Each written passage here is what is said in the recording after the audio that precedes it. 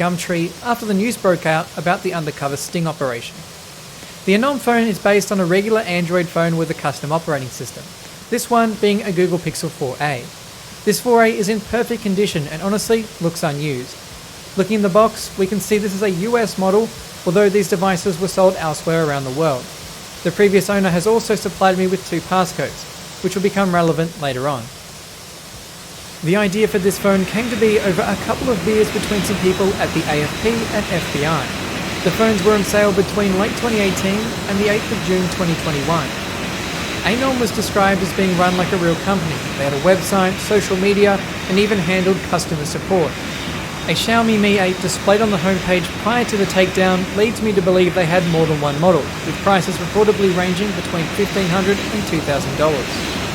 Today, the Anom website displays a domain seized message from the FBI and AFP.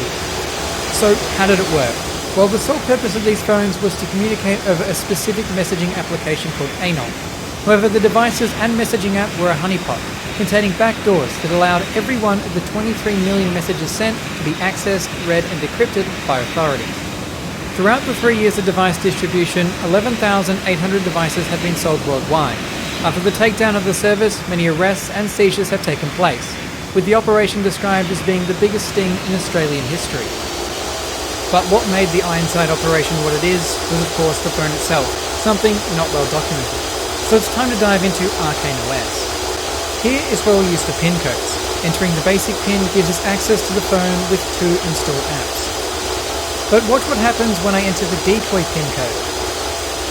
The phone loads into an entirely different interface, loaded with apps, most of which don't even work. And that's just the beginning. This phone is beyond anything I've ever seen before. Now I know a lot of people will be questioning the hardware of the phone and if any modifications have been done to it. I don't believe so, and I don't understand why they would. After all, the software is the brains of the operation, and it's able to track everything. LimeWire free download. Driverfix.exe. Reported as unsafe. Oh, this is torture. Got the good stuff installed.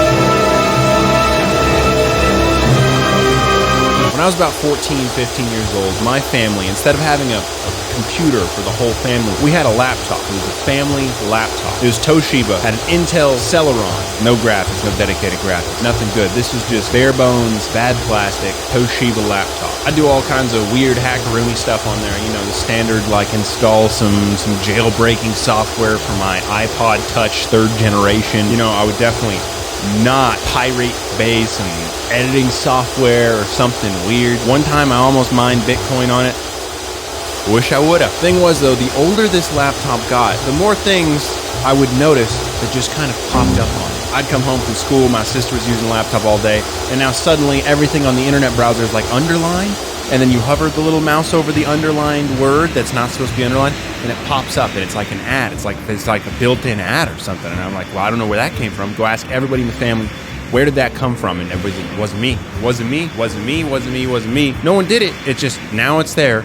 And it wasn't. Or suddenly Internet Explorer has one more search bar. Naturally, we call them viruses. Some of y'all are going to be triggered that that's what I'm calling a virus. Some of y'all are going to be like, it's got to have like kernel access and be... It's not a virus if it's just... If you're the type of dude that's going to be triggered at that, you're also probably the type of dude that still religiously tells people to get an Android phone because it has so many more features. I don't care, dude. I want blue text. So this is what we're going to do. I got this laptop here, this nice, shiny, fancy-looking laptop here. Very poggers. What I'm going to do, I'm going to murder it with viruses. Let's see how bad we can make it. I'm going to try to put 100 on there. Oh, you know what? Yeah, let's use Bing. And I'm going to type in LimeWire free download. Yeah, LimeWire free download. Let's go get some of that. We're just going to go through the process of typing in free download stuff and the various things that would give us a virus. We're going to do them. Look how dumb and naive. This was hours at a computer downloading files that haven't been touched in decades. Page 103 of Internet Explorer toolbar add-ons. And it got dark.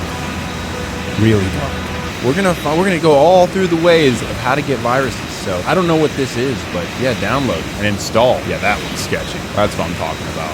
Oh yeah. So that's one. We're gonna do 100 of those and just see how bad it gets. See how torturous we can make it. And then at the end, we're gonna restart the computer.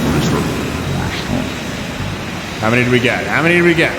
and see what happens. Well, my nickname will be Poop Dog. I hope none of this is like illegal though. All right, while that's doing something in the background that's surely not malicious at all, we'll go ahead and go back to Bing.com because that's what we're using, and we'll type in free music downloader software. That's got to be a good one.